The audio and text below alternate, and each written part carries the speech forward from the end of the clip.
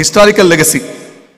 ఎప్పుడో అక్బర్ కాలం నుంచి వస్తున్నటువంటి ల్యాండ్ రికార్డ్స్ పద్ధతులు, బ్రిటిష్ కాలంలో ఉన్నటువంటి పద్ధతులు, స్వతంత్రం వచ్చిన తర్వాత వచ్చినటువంటి పద్ధతులు, అనేక కారణాల వల్ల మనం ఆ టైటిల్ అష్యూరెన్స్ అనేటువంటి పద్ధతికి పూర్తిగా వెళ్ళలేకపోతున్నాం. ఇక్కడ భూమిని కొనుక్కుంటే, ల్యాండ్ కొనుక్కుంటే ఎప్పుడో మనకు వెనకాల ఏదో ఒక సందేహం ఎప్పుడు కూడా ఉండనే ఉంటుందన్నమాట. ఎంత చెకప్ చేసినా, ఎంత లింక్ డాక్యుమెంట్ చూసినా, ఎంతమంది పెద్ద లాయర్స్ పెట్టి చూపించినా కూడా ఎప్పుడో ఒకసారి చిన్న సందేహం అనేటువంటిది ఇప్పుడు ఉండనే ఉంటుంది. కానీ దాని నుంచి బయటపడాలని చెప్పి మరి పలు ప్రభుత్వాలు, పలు ప్రయత్నాలు అటు కేంద్ర ప్రభుత్వం, రాష్ట్ర ప్రభుత్వం చేస్తూ వచ్చింది. మరి తెలంగాణలో కూడా మీకు తెలుసు, కొత్తగా గత సంవత్సరం ఒక చట్టం తీసుకొచ్చాం, భూభారతి చట్టం అని చెప్పి. దానిలో సింప్లిఫికేషన్, ట్రాన్స్పరెన్సీ, అకౌంటబిలిటీ చైన్ మొత్తం ఎస్టాబ్లిష్ చేయాలని చెప్పి చాలా ప్రయత్నం మనం చేస్తున్నాం, రాష్ట్ర ప్రభుత్వం చేస్తున్నది. ఒకవేళ అది కనుక పూర్తిగా సక్సెస్ఫుల్ అయినట్లయితే ఇటువంటి లిటిగేషన్స్ కూడా కంప్లీట్గా తగ్గి దానివల్ల అందరికీ కూడా ఒక భరోసా రావడానికి అవకాశం ఉంటుందన్నమాట.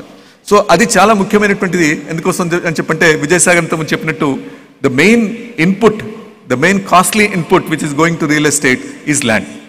సో కాబట్టి ల్యాండ్ మార్కెట్ను ఎంత ఎఫిషియెంట్గా చేయగలిగితే, ఎంత ట్రాన్స్పరెంట్గా చేయగలిగితే, లిటిగేషన్ ఎంత తగ్గించగలిగితే, రికార్డ్స్ ఎంత బెటర్గా చేయగలిగితే, అంత మనం దాని యొక్క కాస్ట్ను సప్లై అండ్ డిమాండ్ బేసిస్ మీద యాక్యురేట్గా డిటర్మిన్ చేసుకోవడానికి అవకాశం ఉంటుంది. ఎందుకోసం చెప్పంటే, ఈరోజు మీరు చూస్తుంటారు, అటు హెచ్ఎండిఏ వారు కానీ లేకపోతే టీజీఐఎస్ వారు కానీ ఆక్షన్స్ పెట్టినప్పుడు హైదరాబాద్లో చాలా విపరీతంగా ప్రైజెస్ ఈరోజు వస్తున్నాయి. Which is the sign of the buoyancy of the market, it's the sign of the confidence of the market, confidence of the investors. ఎందుకోసం చెప్పంటే, ల్యాండ్ ప్రైస్ మీకు తెలుసు, ల్యాండ్ ప్రైస్ అనేటువంటిది అల్టిమేట్గా అక్కడ ఏం మనం కట్టబోతున్నాం, కమర్షియల్ కట్టబోతున్నామా, రెసిడెన్షియల్ కట్టబోతున్నామా, మాల్ కట్టబోతున్నామా, లేకపోతే సినిమా హాల్ కట్టబోతున్నామా, దాన్ని మనం ఎంతకు అమ్మగలుగుతాం, ఎంతకు రెంట్ చేయగలుగుతాం, దానిలోంచి కాస్ట్ ఆఫ్ కన్స్ట్రక్షన్ మార్జిన్స్ తీస్తే వచ్చేటువంటిది ల్యాండ్ ప్రైస్. ఇది ఈరోజు చేసేటువంటిది కాదు కాబట్టి it's a bet on the future.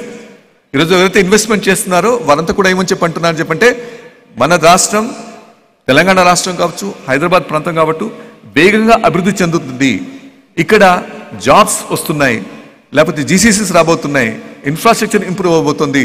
కాబట్టి ప్రజలు, మన రాష్ట్ర ప్రజలకే కాకుండా వేరే రాష్ట్రాల వాళ్ళు కూడా ఉద్యోగాలు మనం కల్పించగలుగుతాం. ఈ ఉద్యోగాలు కూడా higher middle class and above వారికి కూడా ఇవ్వగలుగుతాం అనేటువంటి ఒక కాన్ఫిడెన్స్ తోటి ఈరోజు ప్రజలంతా కూడా ఇన్వెస్ట్మెంట్ చేస్తున్నారు. On the one hand the government welcomes that and government would like to work with you to ensure that the friction is not there or necessary problems are not there.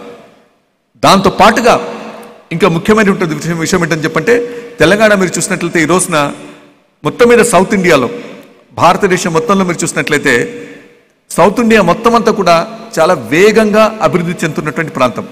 South India plus Maharashtra, Gujarat, ఈ